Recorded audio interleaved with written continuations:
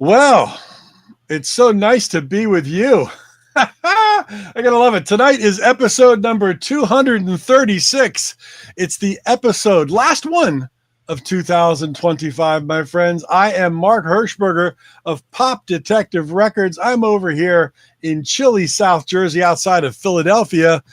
And as always, joining me from the left coast, my very good friend and the president of the International Pop Overthrow Music Festival, Mr. David Bash, looking snazzy as usual, except the bling is hidden tonight, but he does have the matching collar and you want the bling out? Bling out. No, I like the matching collar and fedora. That looks pretty cool. Okay. Yeah, this is a shirt I just got. I get so many compliments on my shirts when I'm out and about. And people seem to think I get them at these like exotic shirt shops. Nothing could be further from the truth. They're Facebook ads. No, there's so many cool shirts that way. Hey, hello, old tie-dye guy watching from Akron. How you doing? I've heard so WIXY or Wixie. I've heard a lot of air checks off of Wixie. So I'm familiar with 1260 online. Nice. Oh, we got a great show tonight. We're going to have a really good time. It's our final show of 2025, and it is episode number 236. If you're not familiar with Material Issues, we'll run that link across the bottom, materialissues.com. You can go there. It's the YouTube feed. It's live, but all the shows are archived there, and you can check out all the archives. Subscribe. Tell your friends all about it. We do some great interviews. We got a great one coming up tonight. But what else is new in your world, David? Well, it's been a fairly uneventful holiday season, which is fine. I wouldn't have it any other way. But on the other hand, I'm trying to get some work done, and nobody's around. Hey, Tim. Hey, Tim. Thank you for saying that. I still need to set up a lot of things for International Pop Overthrow in various cities in Europe. And I can't get a hold of anyone, so it's been frustrating. But hopefully, after the new year, things will settle. Plus, I have a lot of bands whose music I need to listen to as potential performers at IPO. I also have to put my 2025 albums in alphabetical order so that I can more easily put my lists together. Right. Yeah. Hopefully I'll have the list done by the second week of January. And then, of course, we have the show in which I'll play tracks from the top 25. Yeah. So that's all coming up. Beyond that, we had some fairly awful weather out here. Awful for us. Yeah. A high of 59. Yeah, and rainy. Which happens every winter. Feel terrible for you, yeah. Yeah, I know, but I know you guys have probably had some snow going on there. Oh yeah, and we were in the 20s today, 28. Wow. Yeah, but it's crazy. We're going up to 55 tomorrow, and then back I heard, yeah. It's just nuts, but it's been fine. We've had a good holiday season. My oldest daughter Hannah got engaged last week on my birthday. Congratulations! Which is a kind of big news. So that happened. I've been doing basketball tournaments. I did 4 games yesterday with announcing, so my voice is a little bit. And I got 4 more games tomorrow. It's the holiday season still, and then I'll work New Year's Eve and play little songs as I shake some martinis. So you never know. Yeah, I'm sure it'll be. I play some early 70s music. I don't know. You might play some early 70s music. You mean like maybe a really big hit from 1972? I might. One that finished number 14 for the year on Billboard, and number 14 for the year on WABC's Top 100. Yes. I remember that because I grew up in New York, and WABC was my station of choice. And every Christmas morning, I would be awake at 6 o'clock, notebook and pen in hand, writing down the top 100 of the year. And 1972 was right in my wheelhouse. Yes. And they never counted them. ABC didn't count them down in order. They would play things randomly. Mm. So, you know, I'd have numbers 1 to 100 marked, and then I would just fill them in as they came in. How cool And is you know, they generally played the songs that finish in the top 10 more often than the ones who finish in different positions. Yeah. But certainly the one that finished number 14 was one that I loved quite a bit. It's a song called "Nice to Be With You," and it's by a band called Gallery. And you know, it is one of those songs that you know, anyone who grew up at that time knows the song, no doubt about it. But they may not know who did it. But Gallery was far from a one-hit wonder. They had a couple of other top 40 hits, but you know, sometimes people like to call them that. It's a misnomer. But so they had 3 hits. They had 2 albums on the Sussex Records label. And then their main man went on to release a couple of solo albums later in the decade. And he's still out there performing. Yes, I'm sure. He's still out there performing. And in fact, he's writing songs for his daughter, Melissa, who performs them. So definitely a family thing going on. And as long as this guy performs, he'll never be forgotten, nor will the name of his band. So we're really glad to have him as a guest today on Material Issues. So without further ado, would you please give a huge Material Issues welcome to Mr. Jim Gold. And there he is. And there he is. Hey, Jim. How are you? Good. How are you? I heard you talk about the weather. We're not too far away from that. We've had some 20-some, 30 degrees, a lot of rain right now. I don't know if you're having rain right now, but you're talking about having some high winds and stuff. So I'm really looking forward to that. Yeah, we feel really bad for David out there in Southern California with a low of 59, don't we, Jim? Oh, hey, no, it's a high of 59. Come on. Our low is like about, I don't know, 40 something. No, it's terrible. I feel for you. I feel for you. Well, now it actually was sunny today after all that rain, but we're going to get more rain on over the holiday, over the New Year's weekend. So yeah, this was really a dreary day. I mean, it was one of those days where you just want to stay in your jammies and hit the couch, and it was just all gray, no sun, rain. You know, it's just one of those depressing kind of days. Well, I've got a nice T-shirt on, but you don't see me from the waist down, which is my jammies. So, oh, really? You got your jammies? I'm not going to stand up. No, it's only 5 o'clock out here, so not jammy time yet. But well, you look fantastic, Jim. You know, we talk about the early '70s, and it's hard to believe it's that far away when you think about it. But oh my God, I know it went so fast. I mean, it's unbelievable. Yeah. When someone says, "You realize it's been over 50 years and you're still getting played on the radio," I go, "I know. It's hard to believe." Really. It's been 53 years since "Nice to Be With You" is a big hit, and I always like do things. I kind of do a retro thing where what was 53 years before 1972? We're talking about 1919. Think about that for a moment. Yeah. Isn't that something? I just and you know, we talked about that, of course, that massive track for you. It really is one of the benchmarks of 1972. If you grew up in and around that period, you hear that song, it takes you right back to so many wonderful things. And that's got to be such a great feeling for you, Jim, to know that what you wrote and what you sang just takes people back. Well, we were just going through that. My daughter was showing me a bunch of messages that came in on her phone because we've been putting some new songs on my website, and I was sitting here reading them while she was making dinner, and it was really touching. I mean, I told her, I said, "Honey," I said, "this is what this is about. It's communication with other human beings." I said, "The rest is BS." I said, "But Absolutely.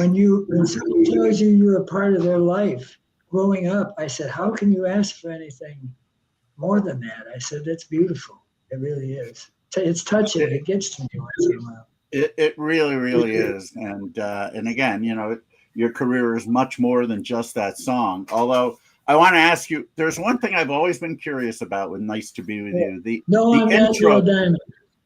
Yeah. The intro of that song was very different from what comes next. It almost seems like they're part of two different songs. Had they originally were they different? Were they parts of two different songs, or did it just sort of flow out of one idea? What song are you talking about? "Nice to Be with You." The intro sounds very different from when the singing starts. Oh, I don't know. It just kind of, I was working my day job, and I wrote it because I was bored, basically. And by the time I got home, it was already kind of together. And I just started it out that way with this old acoustic guitar, and it just stuck. And everybody, the minute they hear that beginning, they go, "Oh yeah, we know what this is," So it worked out. It's a classic riff because, again, 4 seconds into it, you know exactly what it is, and it's a classic riff. Real quick, I know you mentioned your daughter Mel. I do want to make a special thank you to Mel for hooking us up and making this happen tonight. And I know that you're writing material for her own singing career. So anybody looking down the road for anything that Mel Gold is doing, you just keep that in mind as well. But oh yeah, we've really been doing I'm so happy with the stuff we've been doing. We've done about 15 songs already. Wow. And my website, we got 3 of them on there now. So if you want to hear kind of what we're doing now, you can go on jimgold.org, and you can hear the first 3 songs that we did, and they're all different from each other. Feel-wise and everything, but it's been a whole new dimension for me because I've gone down roads writing that I wouldn't have gone down had it not been a female voice. And what she's doing has been so good. She's learned everything so fast, and her voice is really, it's one of those voices that doesn't sound like anybody else, which I like a lot. It's distinctive as to how she sounds. I mean, some people, you listen to them and you go, "Oh, they're trying to sound like so-and-so," or "I know who they grew up listening to," because you can hear it, that you're copying from somebody. And what I like about what we're doing now, it sounds very fresh to me. And I love the songs, and there's only 4 of us like doing the whole thing, all the instruments, and the guy that owns the studio is playing the drums. so we got everybody kind of sucked in. But I suggest that if people want to hear some of the new things we're doing, nice. to go. I got it. Well, I got it scrolling across the bottom right now, jimgold.org. Anybody can see that either live here or in the archive. So check that out. But let's rewind a little bit, Jim. You grew up in Detroit area, and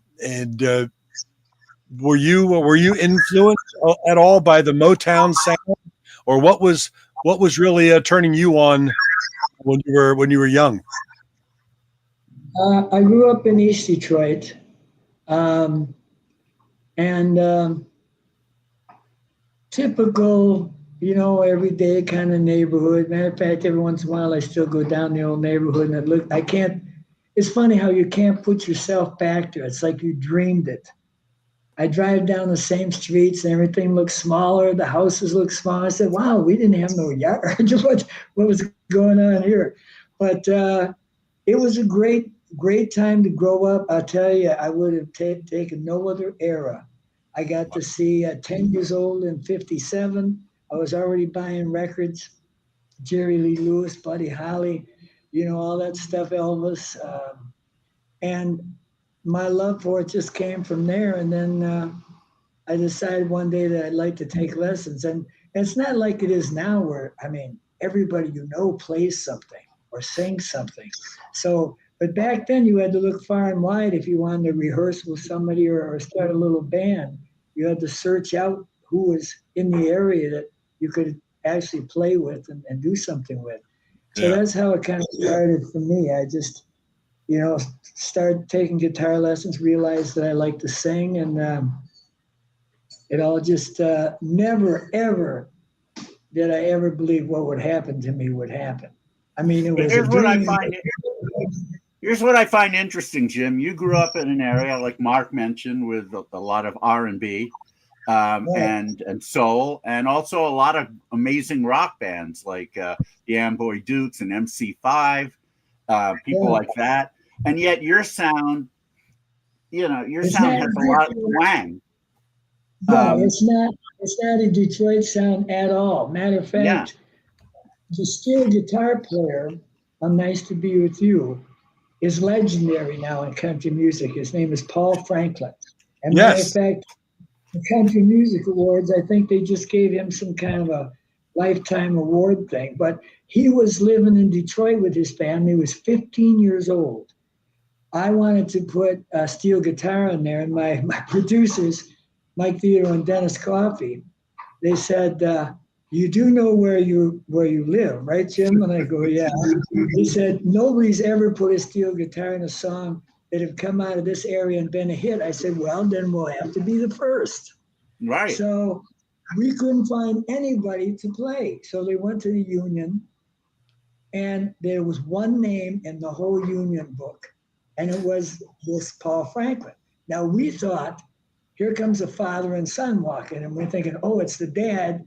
The kid came along to watch, but it wasn't. It was him. He was a prodigy. I mean, he ended up playing on, I think, 3 songs off the first album. Nice to Be With You, Big City, Miss Ruth Ann, and a song on there, another song I wrote called Louisiana Line. Line. And he moved away at 15. I mean, after he graduated, his family went to Nashville. He went there already having a job with Barbara Mandrell at 15. Yeah. So he was a real shy kid, and I finally met him after all these years in Canada at the casino there. He plays with Vince Gill all the time. Yeah. So he's in High Canton here. So I talked to him, and I said, my God, Paul, I said, what was that like for you back then? I mean, you were just a kid, and how did that feel to you? He said, well, when you guys showed up on Bandstand, I was very jealous. He said, because I wasn't in there with you. And I said, you know what? You made the right move, buddy. I said, you played for everybody from Dire Straits to Vince Gill to I Swear, John Michael Montgomery. He's on all Brooks and Dunn, Shania Twain. He's on all those records. Yeah. So you did not make my friend, believe me. But so you didn't meet him. He came in as a studio guy and did the part. So you didn't even meet him back in the day when it was recorded.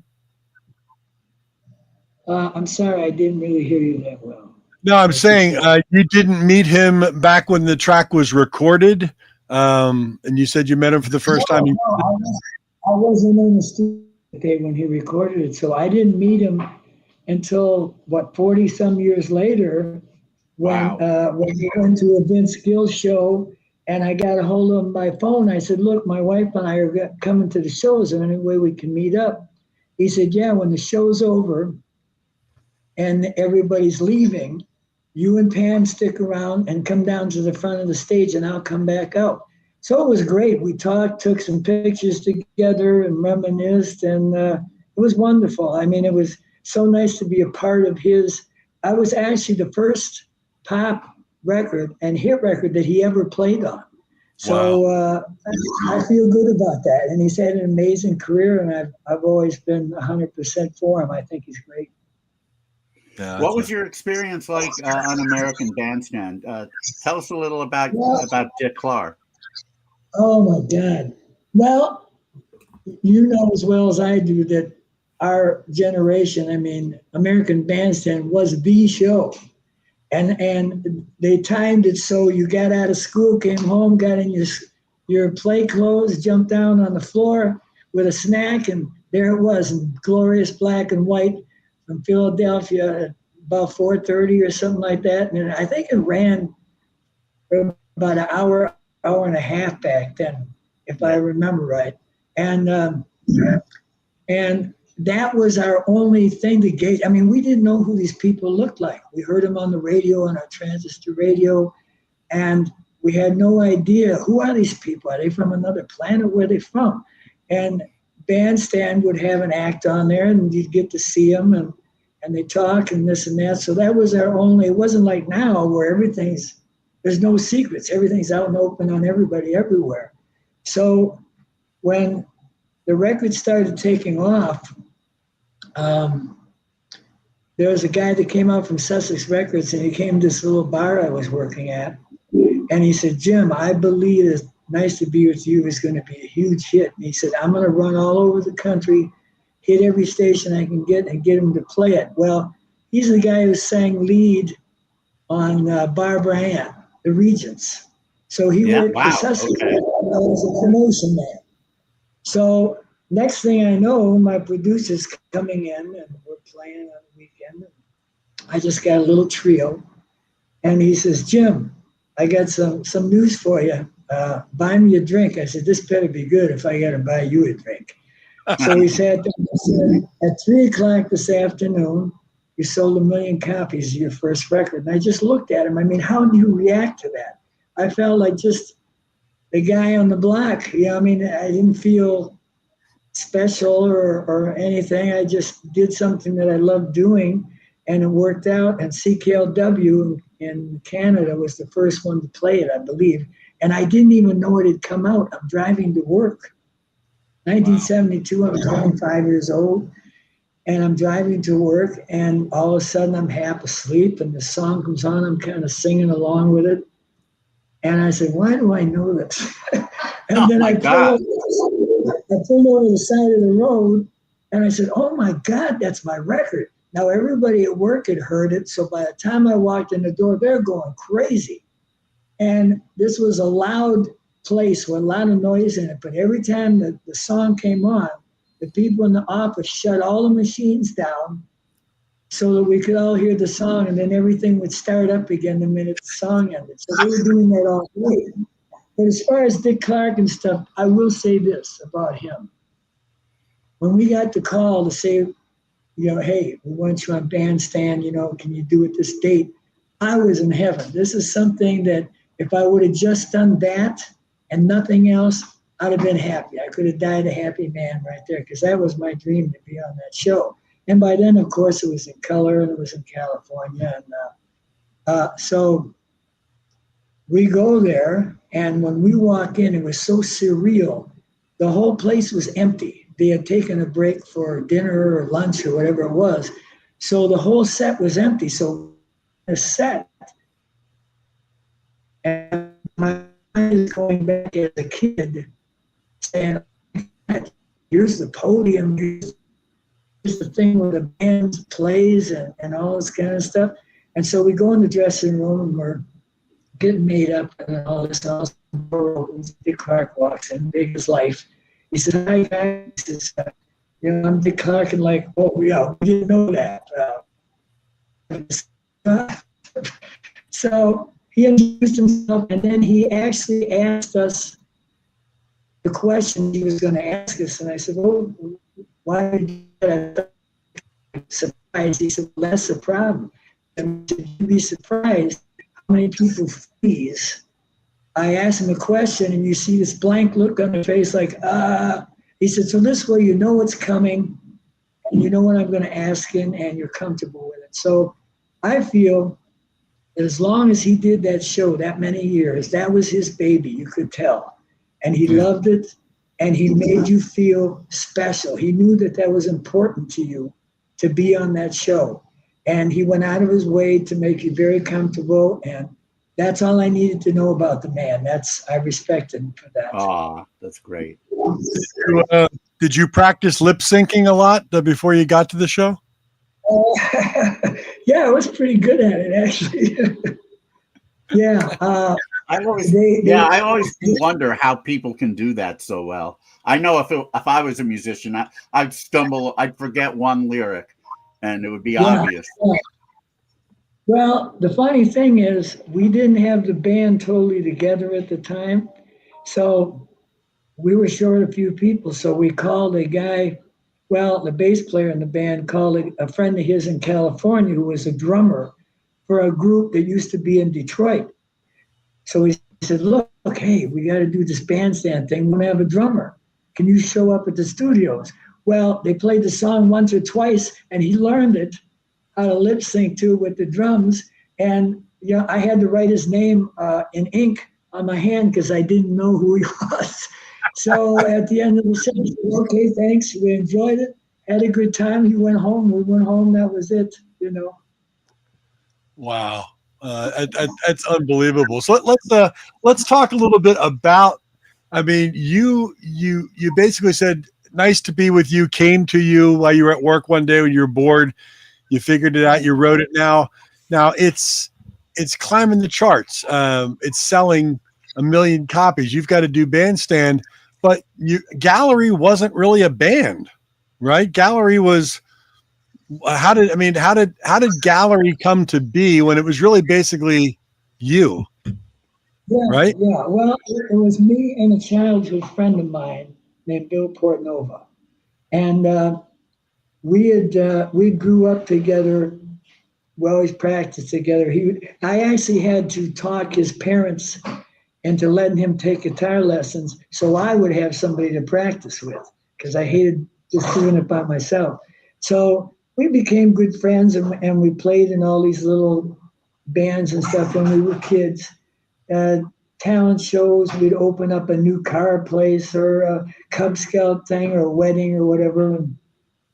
And then when I started to play bars, the first bar I played at, I did by myself. I sat on a stool. I didn't even have a PA system of any kind. I think I plugged my guitar and my microphone into my amp, and whatever came out, came out. But I enjoyed that too. But once again, I didn't like being alone. So I talked to Bill one day and I said, would you like to do this with me? We could make a couple extra bucks. And he said, yeah, sure. So we started playing these little bars, and we were at a little bar called the Gold Door. And I think I had a trio there, same thing, no bass, no drums, just two guys banging away, singing every song that came in our head. And we started getting a pretty good following. So I had asked the producers one day, I said, what made you stop into that little bar? Because they were working for Sussex and they were looking for talent. So they were going to all the clubs in the area to see what they could see. So they said, well, we saw this line coming out of the door and we thought, ooh, there's got to be a hot group in here. Well, the hot group turned out to be just two young guys sitting on stools playing, and people were dancing to us, believe it or not. And they sat there and go, what in the hell is going on here? There must be something going on. So they approached me and told me who they were. And I kind of was a little hesitant because I'd heard all this before. Oh, yeah, I work for Ed Sullivan, or I do this, or I do that. So I almost didn't come back out and talk to them. I went in the back room and I said, I don't know if I want to talk to these guys. I don't know if they're legitimate. So I finally realized who they were. And they said, can you write? And I said, well, I write for my own amusement. I don't know, They said, well, look, take any song you got, even if it's half written. Oops. Oh, we lost him. Well, that was really good. We got to remember where we're at. Take any song you got, even though it's half written. We make sure it's material issues. Sometimes we have issues. We got a bunch of people tuning in. We're going to get Jim. We're going to get Jim back ASAP. But I'll tell Melissa we've lost him. Yeah, I don't know if I ever saw anybody drop that quickly. Oh, here we go. He's back. All right, here we go. Hold on. We're waiting on the video feed. There we go. Now we're back. Are we? I don't know. What happened? Are you there, Mel? There we are. Hey, can you hear us? There, yeah. Something went, uh-oh. But That's okay. So We had all these people watching. No, go ahead. You're good, Jim. Go. No, he's not it's hearing hard us. to hear you. 1, 2, check. Hello, Jim. It's nice to be with you. Okay. Yeah. wow, that's a new one. But anyway, I got together with these guys and they said, well, look, we'll finance a 4-song demo and we'll turn it in and see what happens. So they said, we have one song. So that's why we were listening to, because they were carrying around the song Big City Miss Ruth Ann, and they gave me a copy of it and they said, do you think you can sing this? I said, well, yeah, I think so.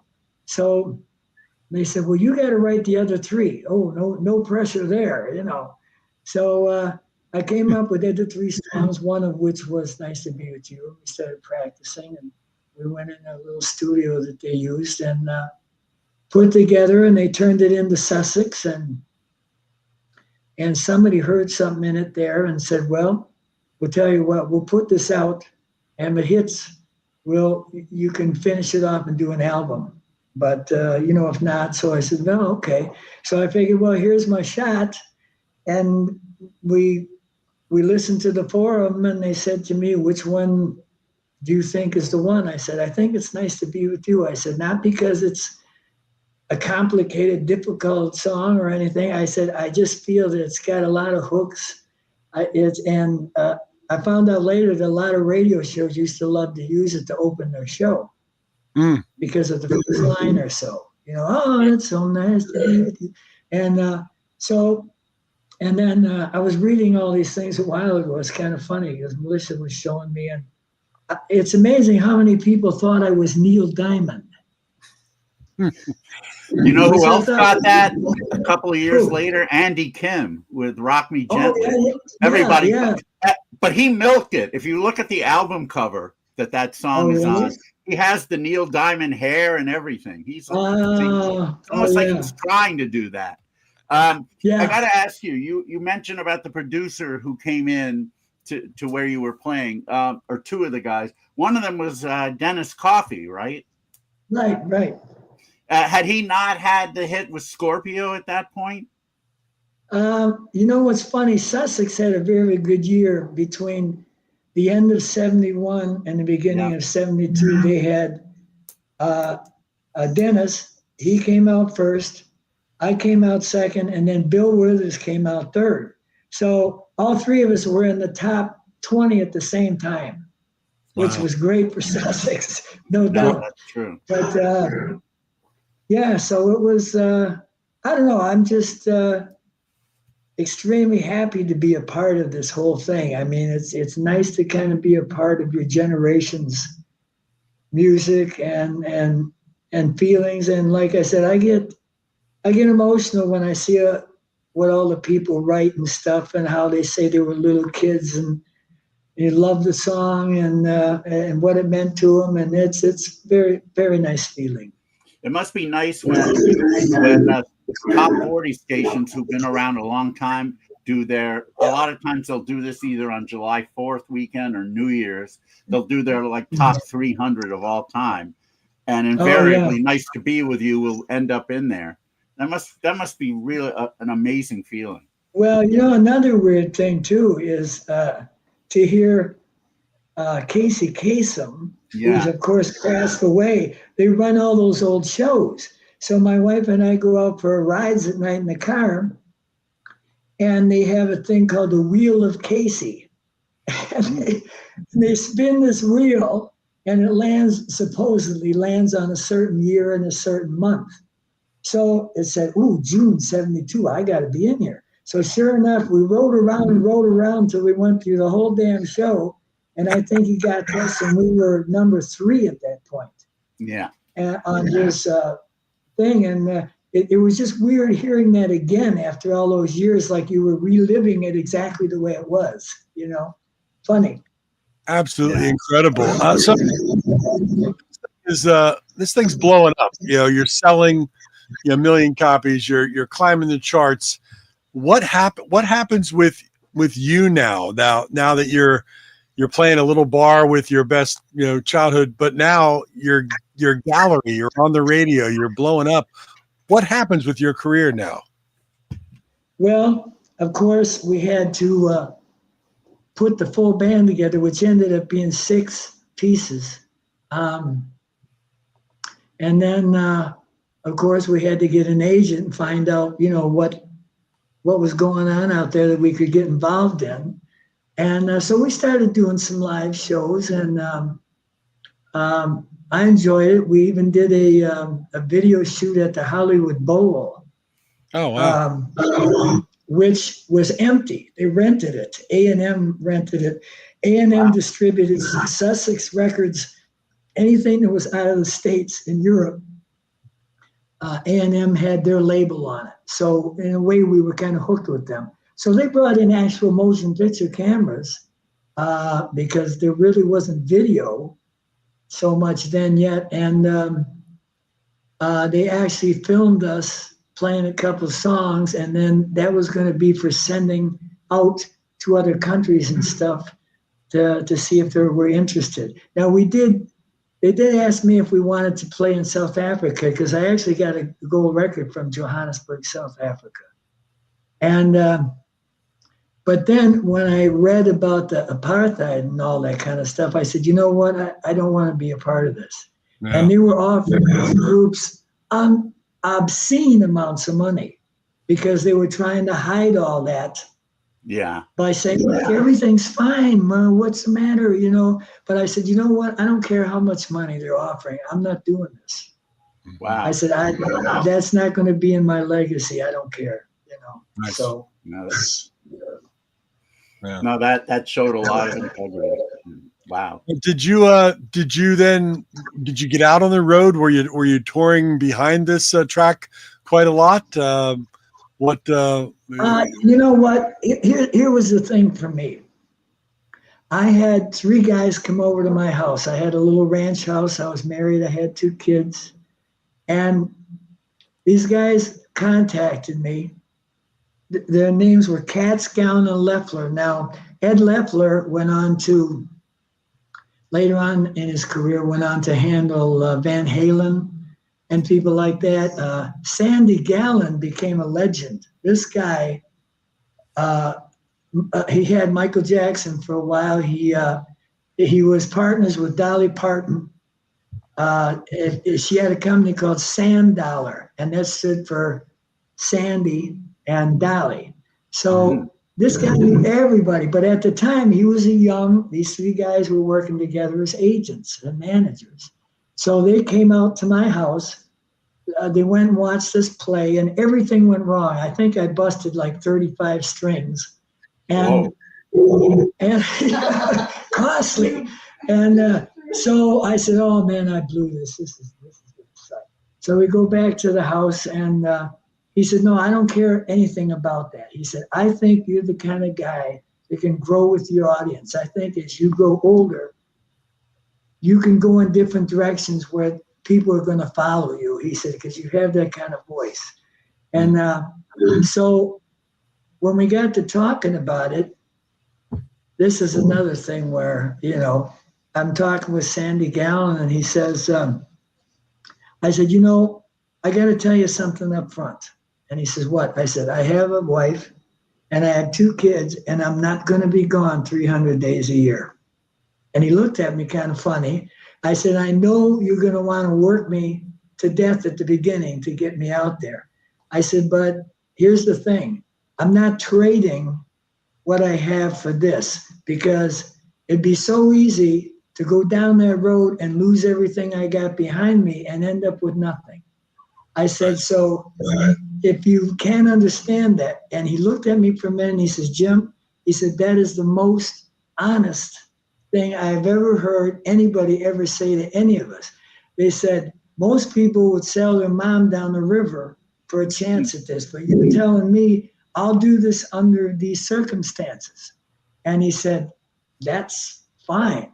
So 2 days later, Glenn Campbell's manager calls.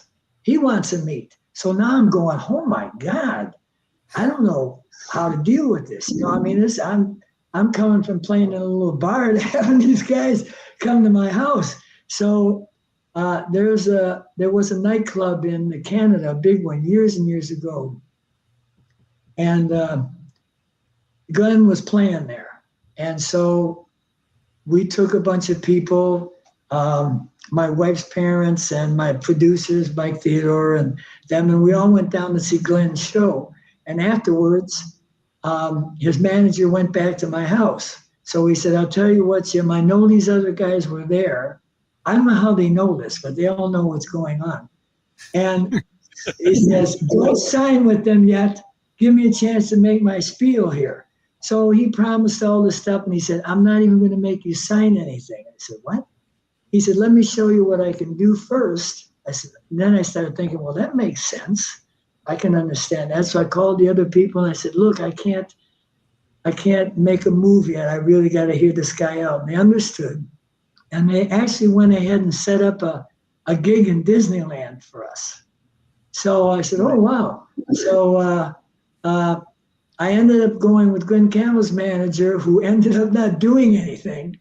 And because Sussex, unbeknownst to us, was having problems. They ended up being bankrupt and had their doors padlocked. I don't know what it was over. And I wish I could have found out in time to jump to another label, but I had to find out after it was over. Nobody said anything to me. Wow. So they told Bill Withers. He jumped onto Columbia. So he was fine. He got everything going. But so that's kind of what happened in that period. It was very disappointing. I really didn't know what I was going to do at that point. So then a company in Detroit asked if I wanted to do a record, but it couldn't be Gallery. I said, well, what do you want? They said, well, we're kind of an R&B label. Do you think you could do something like that? And I said, I don't know. I'll get together with Mike and Dennis. And I started writing some tunes, and some of it came off pretty good. And I have to say, Jim, you look very spiffy on that album cover. You kind of had that. You had the John Travolta look. Well, no, I saw it more as James Bond. I'm sorry. Okay, I get that too. The white sport coat, and hey, but yeah, and actually that wasn't even my clothes. I flew to California. They set up a photographer, and he brought in his own wardrobe. We were about the same size. We were thin, and I just tried on a bunch of stuff. And we got to the white coat, and he says, "Okay, there it is. There's the cover right there." So that's what we used. Yeah, well, you were doing pretty. Even though Nice to Be With You was a smash, you followed that up with your version of I Believe in Music, the Mac Davis track, and that I think that peaked at 22 on Billboard. So that's not a shabby follow up whatsoever. That's that's top 20. It was kind of strange because I was a little worried about doing that. My producers really didn't want to cut that song. They said, they called it a jukebox hit. They said, it's one of them songs, people go in a bar, they play it on the jukebox, but nobody buys it. And everybody that ever recorded an album has done a version of the song. I mean, B.J. Thomas, Elvis, right down the line. So we were short a song or two for the first album, and I mentioned it. I said, what if we did this? He said, oh, I said, look, let's do it totally different. Everybody else has done it the same exact way. I said, let's change it and do something to make it different, to make it interesting. So when they said that was going to be the follow-up to Nice to Be With You, I thought, well, time to go home and get a job at McDonald's. I said, this is not a good idea. I mean, my producers are telling me they don't even want to cut it, and they're going to release it as the follow-up to the biggest record we got. But I think in a way it was good because it showed that we could have a hit with somebody else's song as well as mine. Mm-hmm. And I think that was important. And Mac was, that's another thing. Catskill and Leffler were managing Mac Davis at the time. They came to my house. So I said, I heard Mac was mad because I changed the line in his song. And they laughed. They said, well, yeah, he was a little upset. And I said, please tell him I did not know the words. I said, I put what I thought I heard, and did it. Well, if you were professional, the right thing to do would have been ask for the lyrics, but we didn't do that. We just cut it. So we got on the Tonight Show, and they said, "Well, yeah, we know you wrote songs for Elvis and Bobby Goldsboro and all these people. Who did you write for that we maybe don't know as well that had a big set?" He says, "Well, there was this group out of Detroit called Gallery," and they said, they said, "Yeah, they had the biggest hit I ever had with their version of I Believe in Music." They said, "Theirs is the version that outsold all his, and he had it out 3 times. Mm. And he tried it 3 different ways and it stiffed every time." So he said, "I grudgingly give them respect for making a hit out of the song, but they changed one of my lyrics." And I said, "I'm sorry, didn't mean to." But that's how that came. I never got to meet Mac, but the other, that's what they said. They said to Mac Davis, they said, "Don't worry about what Gallery did. Just wait for the mailman." Yeah. Exactly. Then he brings the Wait check. for your checks to come in, So that's, we kind of bluffed that off. And you covered a Neil Diamond song too. It's one of my favorite tracks on that album, "Sunday and Me." It's a beautiful song. Oh. Absolutely beautiful. I was surprised because we kind of bluffed our way through that. It was like, I liked it, the song, and we just kind of ran through it in about 2 takes and said, okay, that'll be our cover. But we also did "He Will Break Your Heart," the Jerry Butler song. Yes, the other yes. cover of the album. I think that was it for that. I think we normally did a couple of covers with each album, but we always tried to change them up a little bit because I could never understand somebody redoing somebody's song and doing it the exact same way because it's never as good, ever. So Right. The only thing you can do is make it different and make it yours, your version. So that's how we looked at it, No, I agree with that. I mean, lately in my world, which is, the world of melodic rock and roll, power pop stuff, there have been tribute albums coming out by, of various artists. And the songs that I invariably like the best are the ones where the band who's paying tribute makes it their own. It's a great song being done by a great band in their style. It's much better than, as you said, just doing a complete cop of the original. Yeah, very much so. Well, Very it's just like my kids, of course, grew up listening to all the records that I had in my collection. So when someone would come to them and say, "Oh, did you hear that new record, Maybe Baby," or that would be the day my Lynn Brown said, and Melissa would go, "That's not new. My dad had that new record collection when he was a kid by Buddy Holly," and they go, "Who?" And they'd have to go search it up, but they already knew this stuff. They were all well versed in my record collection. Sure. Well, it's even my kids, when they heard Tiffany's version of "I Think We're Alone Now," and they were like, "If you heard this new record," at that point, I'm like, whoa, let's go way back, and that's how I educated my daughters on where everything came from. It just started going back. Sure. Right, the self-titled Fleetwood Mac album's their first album. Right? And you got to admit, what a great time for us to grow up. Like I said, I was 10 years old in 57, so I caught the tail end of that. All the 60s, 70s, 80s. We really lived through the best of the best. Mm-hmm. Nothing now compares with that. And I know that makes us sound like, "Oh, you guys, you just like your own era because you're a certain age and you don't get it and this and that." Well, I know a lot of kids that are singing them old songs. Mm-hmm. Yeah. And so you were about 16, 17 when the Beatles hit. Oh, yeah. Right? I was, my wife and I actually, when we were first married, we saw the Beatles for, I think the price was $3.50. Oh, my God. At Olympia Stadium in Detroit. And they were on for like a half hour. I still remember the show was The Circle, the Ronettes, and the Beatles. The Beatles played for exactly a half hour, which went by like bam, and they were gone.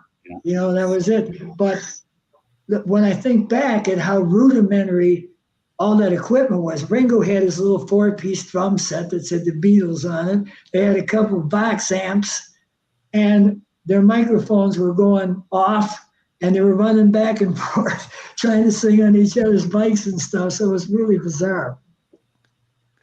What were so obviously you were a Beatles nut at that point. You know, like everybody was. I mean, I remember my brother was actually the first one to see Hard Day's Night, and I was just old enough to drive, and my parents said, "Look, Jerry went to the show." He said, "Could you go pick him up?" I said, "Yeah, sure."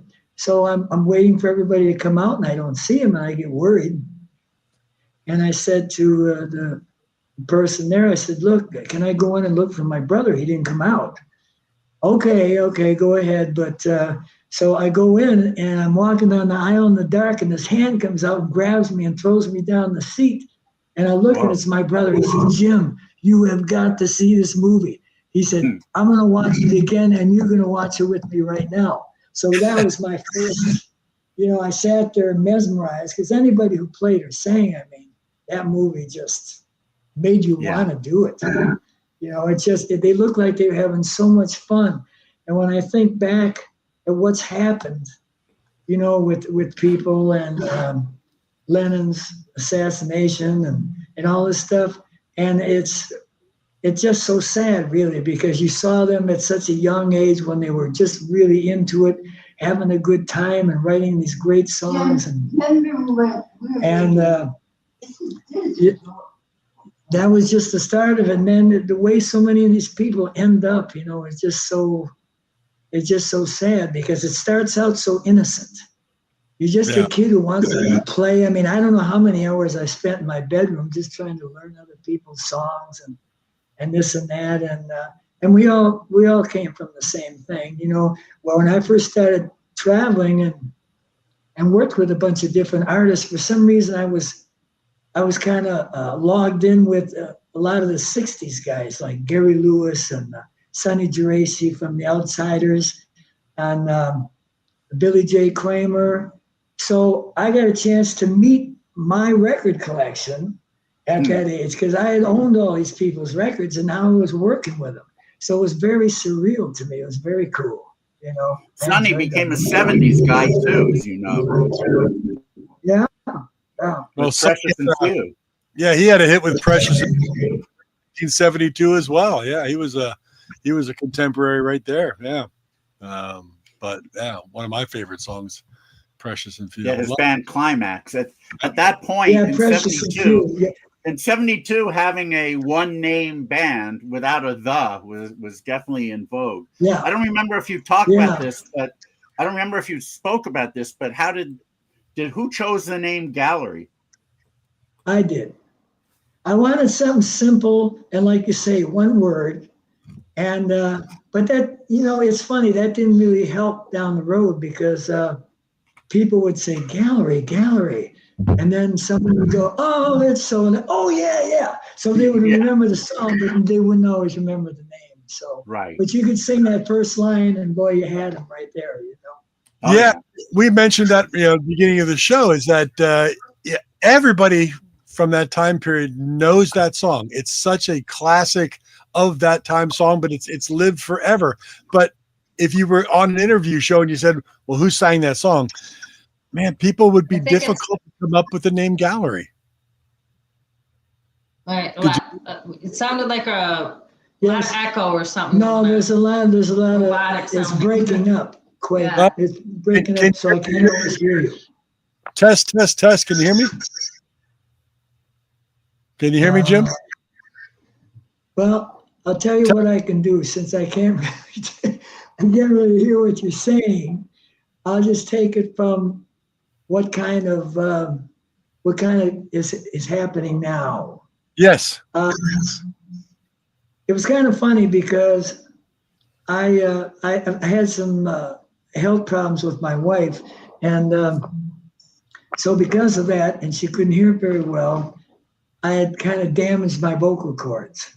That's why it sounds a little husky.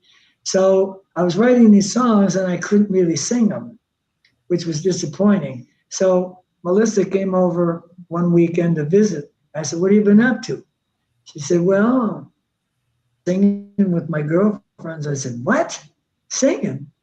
I said, I didn't know about this. She says, well, here. So she turns her phone on and she's singing the song. And I said, holy mackerel. I said, that's really good. So I played it for Mike Theodore because we're still in touch after all these years. We're still really good friends.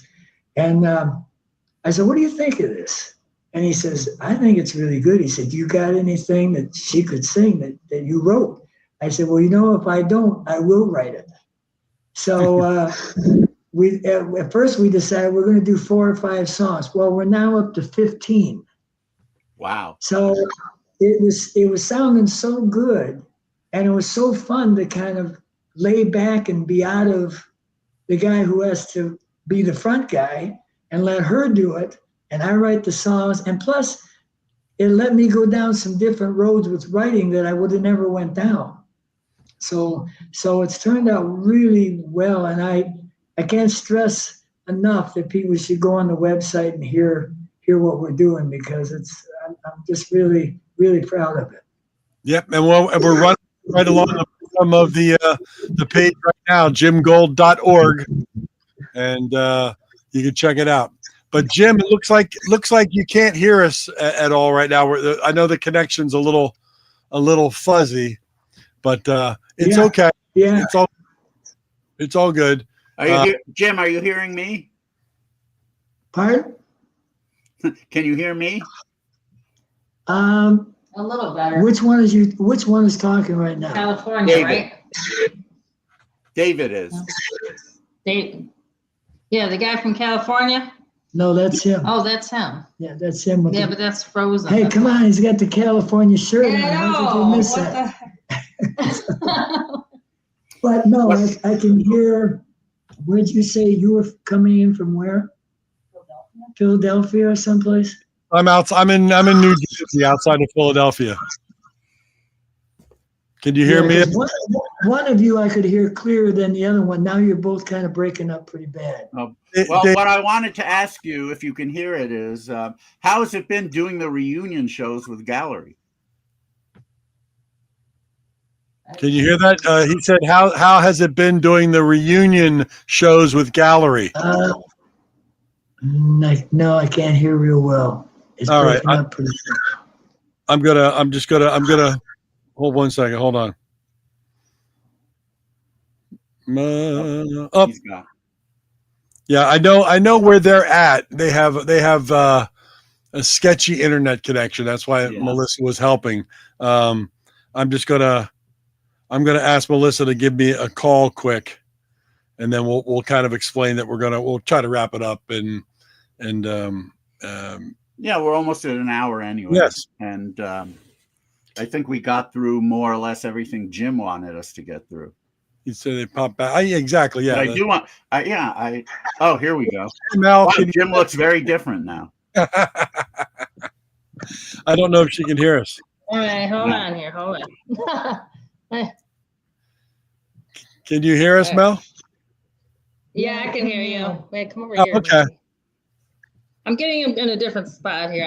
The area I'm in sometimes does it too, so it could be partly me. All right. Ah. Is this better? Is that better? Can you hear us? Oh boy. It might be there. Well, if we can't hear too well, I hope you got a lot of what you wanted in between. We did. Yeah, we did. Good. It's been wonderful. It's been a pleasure talking to you guys. I'm glad that you were interested in doing this. Yes. Well, yeah. we're glad to. We're honored to have had you, and we wish you the best. You and Melissa and everyone else in your family. Yes, indeed. Thank you, Jim. Thank you. We're going to sign off. Thank you. Thank you. Thank you.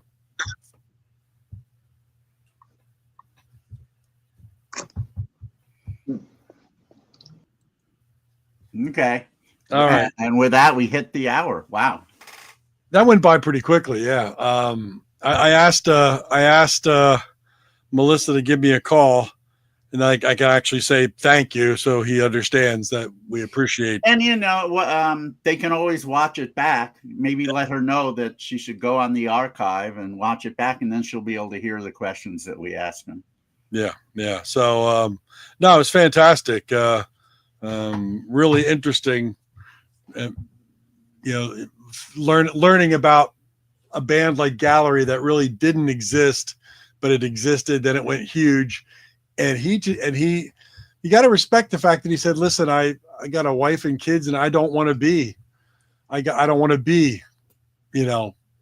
somebody who blows up and then I lose everything." Well, that and the thing about not taking part in South Africa, when they were going to pay him a whole lot of money because he stood up for his principles. Hey, Mel, can you hear us, Mel? I could hear you guys fine, and all of a sudden it started echoing again. Okay, well, we wanted to say thank you so much for having Well, here. thank you. And you know what, Thanks for having Melissa? us. Listen to it to it back when we put it up on archive, All right.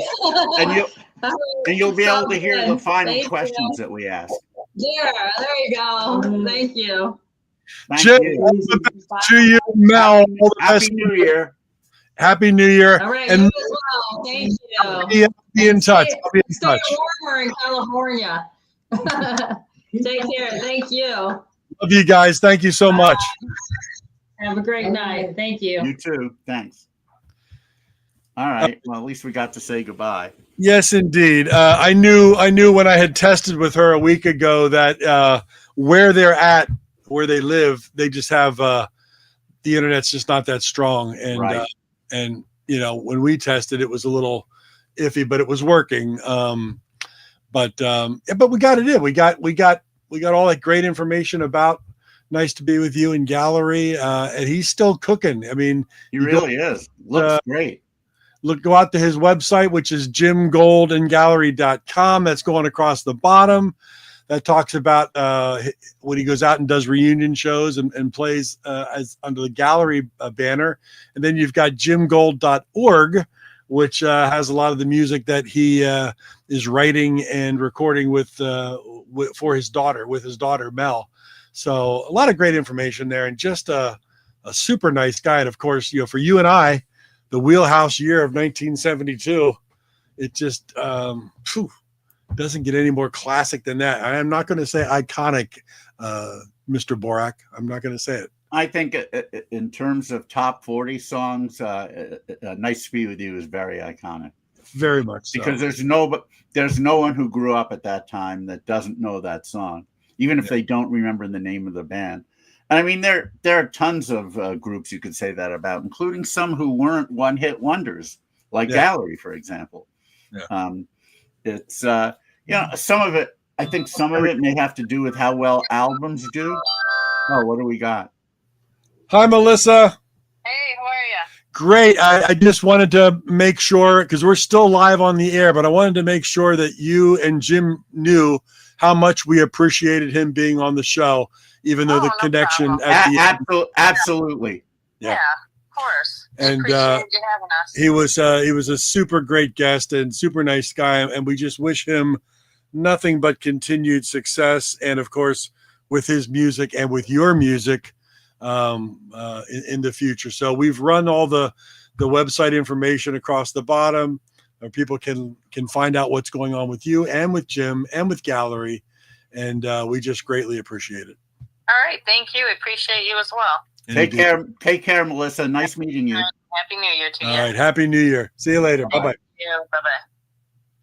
Yeah, nice. Good. Look at that. We can even talk to people on the cell phone live.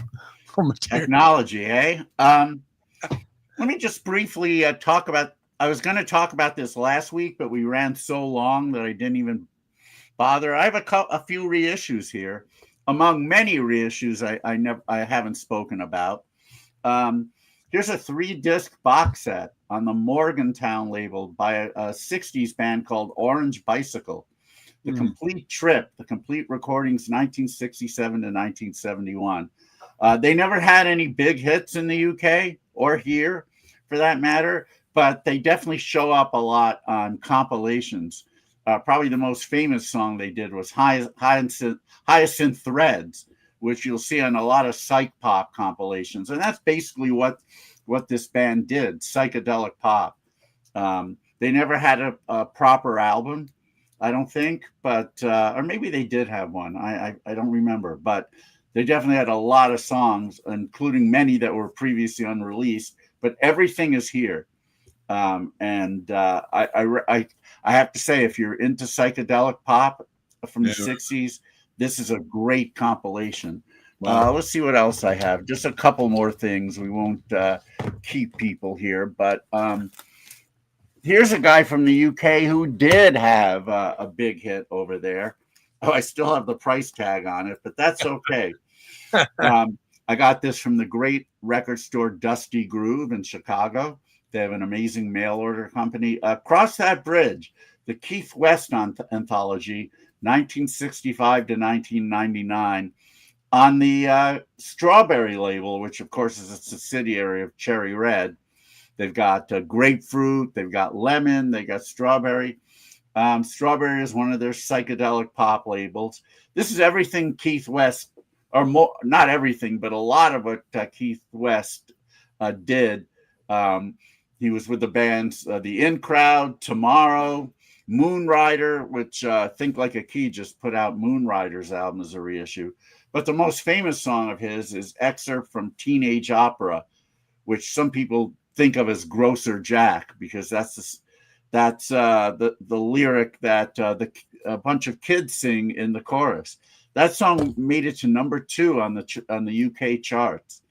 But he had a lot of really, really cool pop songs through the 60s and the 70s. And again, another thing, if you're into psychedelic soft pop in any way, you would love this anthology. I know I haven't opened it, so what do I know? But I've heard most of these songs before, and so I can't speak from experience. Now, I forgot if I talked about these, but our good friend and guest on Material Issues, Steve Stanley, recently reissued 2 albums that are extremely rare in their original form. The band was Eternity's Children, who were from Mississippi, I believe, originally, but came out to LA to seek fame and fortune.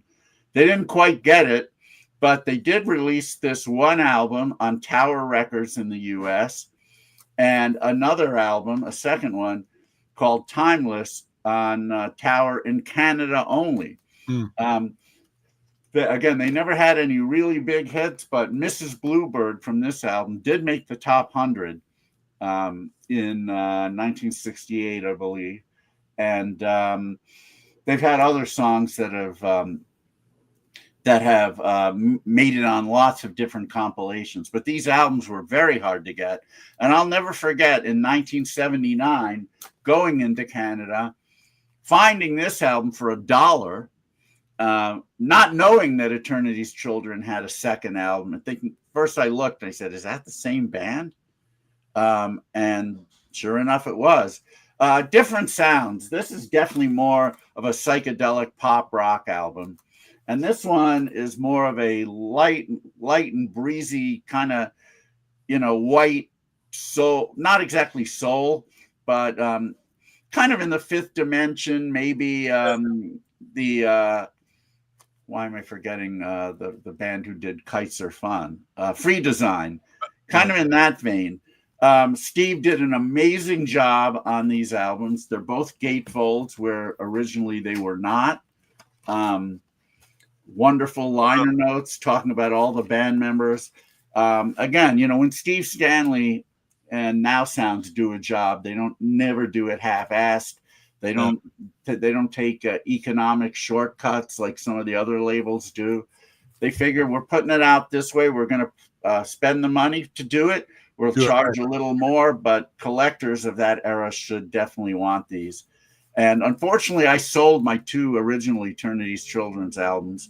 No, wait, take that back. I think I sold one and gave one to Steve Stanley for his birthday about 20 years ago. So Yeah, so I don't have them anymore. Now I'm in the hunt for original albums, but right now these reissues are Yeah, they're nice. really, really cool. Let's see what else we got here. Well, here's a really cool compilation, which I also have in CD, so I haven't opened the vinyl yet. Safe in My Garden, more 60s sunshine and harmony pop. It's a 2-record set on Ace Records, the UK label, but it's all US bands basically. Who do we have here? Mark Eric, The Group, the aforementioned The Circle, Harper's Bazaar, The Critters, The Millennium, whose one album I just got on as a promo with a timing strip, which was wonderful. The aforementioned Free Design. And I guess it's not all U.S. Chad and Jeremy are on here. Yeah. Okay. The Eighth Day, not the 70s. She's not just another woman, Eighth Day, but the 60s soft pop Eighth Day. Love Generation, Sunshine Company, New Colony 6. It's an amazing collection, and not the obvious tracks generally. A lot of deep cuts on here. So you can get this on either 2-disc record or a single disc CD on Ace Records. A great compilation. Let's see.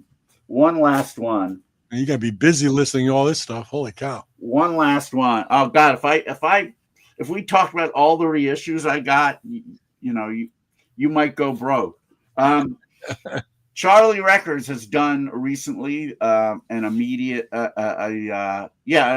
records revival, picking out some of the albums that Immediate had originally released or didn't release, like Billy Nichols' "Would You Believe," our guest a few months ago. Yeah. Here's another one. The second album by a group called Twice as Much. It's called That's All. I actually like the first album called Own Up a little more, and they haven't done that one yet. I'm surprised they did this one first. But this band was produced by Andrew Loog Oldham, who also produced Billy Nichols. Sure. And of course, Oldham was involved with the Stones as well. They opened this album with it's a duo. They opened this album with "Sitting on a Fence," the Stones song. They do a really nice soft pop version, and a lot of original songs on here as well by the duo Rose and Skinner. Yeah, a great record. Again, I think the first one's better, but this one is really, really good. Oh, they also do a cover of Green Circles, the Small Faces song. They do a wonderful version of that. I'm not familiar. And one of the best songs by the group, written by the group, "Step Out of Line," is great on here. Yeah. So this just came out about a month ago. Hopefully they will do Own Up as well, but That's All is definitely worth buying.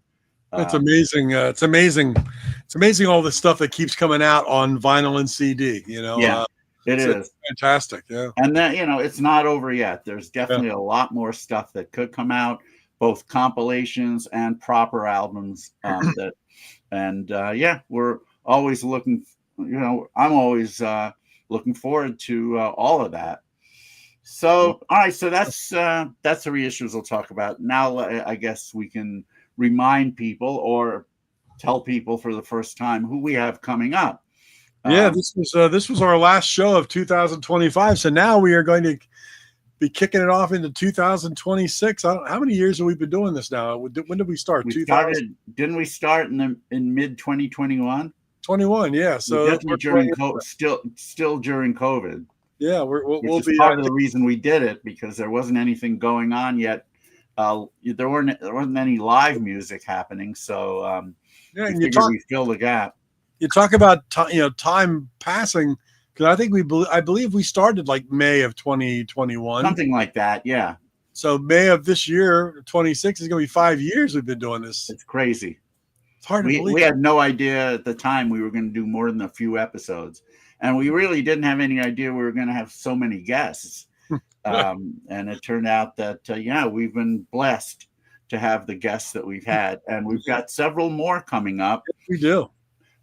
Coming up on January 4th, well, most people listening to this show know about the Lemon Twigs. They're the wunderkinds of the pop community. Kids in their 20s who just really made a splash starting a few years ago with their albums and are continuing to do so. Yeah. And, we're always waiting for more and more by them. Well, their dad was basically their mentor early on. He, too, being a musician, who would release some stuff and recorded a lot more, which ultimately got released. But to pay tribute, my favorite label of all time, Omnivore Records, has put out this wonderful record written by Ronnie D'Addario. Ronnie is the dad of Brian and Mike of the Lemon Twigs. And what was I going to say? Anyway, this was a really good record written by Ronnie D'Addario, produced by the kids, the Lemon Twigs, and featuring them as well as some luminaries in the pop world. You got Darian Sahanaja and Probin Gregory of Wondermints. You got Todd Rundgren on a track. You've got Matt Jardine, son of Al, on a track. You've got Sean Ono Lennon on a track as well. Ronnie himself has released several records of his own material over the last few years, stuff that he recorded in the 70s and 80s, and like that. And so we're going to have Ronnie D'Addario on the show on January 4th, talking about his career and, of course, his kids. And I'm sure this will be a fun show. On January 11th, we have a band from Atlanta who played my festival, International Pop Overthrow, a few times. But the first time they ever played it, I think, was in Chicago. They came all the way up to play in Chicago. And I have never seen a band from out of town make such a splash. They were really entertaining. Everyone with their very quirky songs, and people were laughing at some of the lyrics, which are very cheeky, and just their stage presence was so much fun. And I've been saying for the past few weeks, well, first of all, the band is called the Shut Ups, and this is their new album, Proverbs, and it's a 2 CD set filled with that same kind of cheery, quirky, fun pop music that, fans of bands like Sparks would really like. One of the main men, Don Condescending, which again, Mr. and Mrs. Condescending have got to be proud of their son. He was going to be our lone guest, but he emailed me a few days ago and said, can we have some more Shut Ups members on with me? I said, sure, bring them on. Yeah. I said, they don't even have to be in the same place. We can do multiple locations. So I'm not sure who we're going to have yet. Maybe by next week I'll know. I know we'll have Don. We may have, we will have others. I actually know almost everybody in that band by name, but I don't want to reveal anything yet until we know. But in the meantime, you can buy this album, Proverbs, and if you're a fan of quirky pop, you will definitely love it. So there you go, January 11th. What do we got on the 18th? The 18th. Matter of fact, one of the two guys who are going to have the show was actually watching this live show tonight. I saw him check in. Was he? Like everything, but again, if you grew up a little bit later in the eras, you probably were familiar with a band called Quincy, which had a top. I don't know. Did they make top 10 with that record? But I don't know. I don't know how they did nationally, but on the Billboard charts, I'm sure they made like alternative charts and other charts. They did have a major label deal. And they turned into the brothers, Butler Brothers, turned into Smash Palace, who have had a number of fantastic albums. And it's funny, Steve used to live close by here, and it took until I went over to IPO Liverpool at the Cavern to actually meet him face to face when Smash Palace was playing there. But yes, the Butler Brothers write a lot of great music together, and they have a relatively new album. David's holding it up, called 87. We're going to have Steve and Brian Butler of Smash Palace on the show. And this album is called 87 because these are songs that they wrote and recorded in 87, some of which came out on an EP, vinyl only, of course, and some of which never had come out until this record. It's on Think Like a Key. Our good friend Roger Uday, Great who label. again has been issuing some amazing bands. In fact, one of our former guests on Material Issues sent me an email asking me if I knew any U.S. labels to release his third album. And I don't want to say who it is yet, but I'm going to refer him to Think Like a Key, and hopefully that ends up working out. Wow. But yeah, so Roger definitely has his he's got his fingers in a lot of really cool current acts, and he reissues some albums that nobody else has. And I actually sent him a list of ones that I'd like to see come out on CD that never have, and hopefully he'll investigate that. But yes, so Steve and Brian Butler of Quincy and Smash Palace will be our guests on the 18th. Yeah. And then on the 25th, as I mentioned about an hour and 18 minutes ago, I'll be playing tracks from my top 25 albums of 2025. I don't know which ones they are yet. I haven't started doing my list. It's more than one list, I should say. It's several lists of current and reissues. And it takes a lot of work, usually about 3 or 4 days, just to put the list together. And then it takes a few days prior to put everything in order so that I have them in separate categories. So it's a lot of work, but a lot of fun. And a lot of people look forward to it. Yes, I'll be posting the list on Facebook, hopefully around the 8th or 9th of January. So we'll see what happens. But and we've got irons in the fire. I definitely have 2 or 3 people that I'd like to contact. I may wait until after New Year's to do it. Again, because holiday season is not the best time to be trying to get a hold of people. Hopefully it works out. Yeah, and it always does. Mark and I have always been able, again, we've been blessed to be able to get some really cool guests. And I thank Mark for getting Jim Gold for us. Again, a guy from my wheelhouse year. My wheelhouse years, my coming of age years, the soundtrack of my life years. Yes, indeed.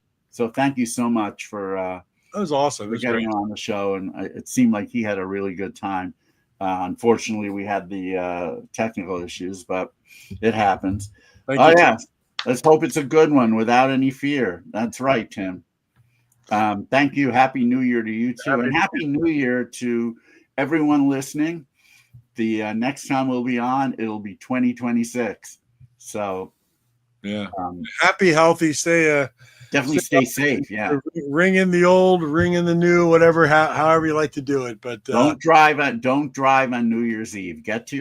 If you're going somewhere, get there and then stay overnight.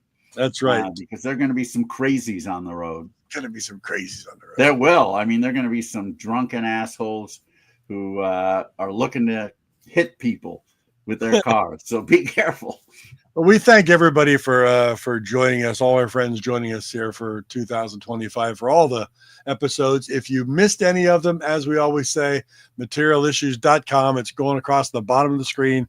That's where you can subscribe to our YouTube feed, watch all the archives. Doesn't cost you anything. There's no money involved. You just get reminded that we got shows coming up every week. And so check it out. Send the link to your friends. Tell them all about Material Issues, because we've got a lot of great shows out there, and we really do. Yes, indeed. So have a great one. All right, everyone. Again, as love to Chesanati. Everyone stay safe. Happy New Year. We'll see you again in 2026.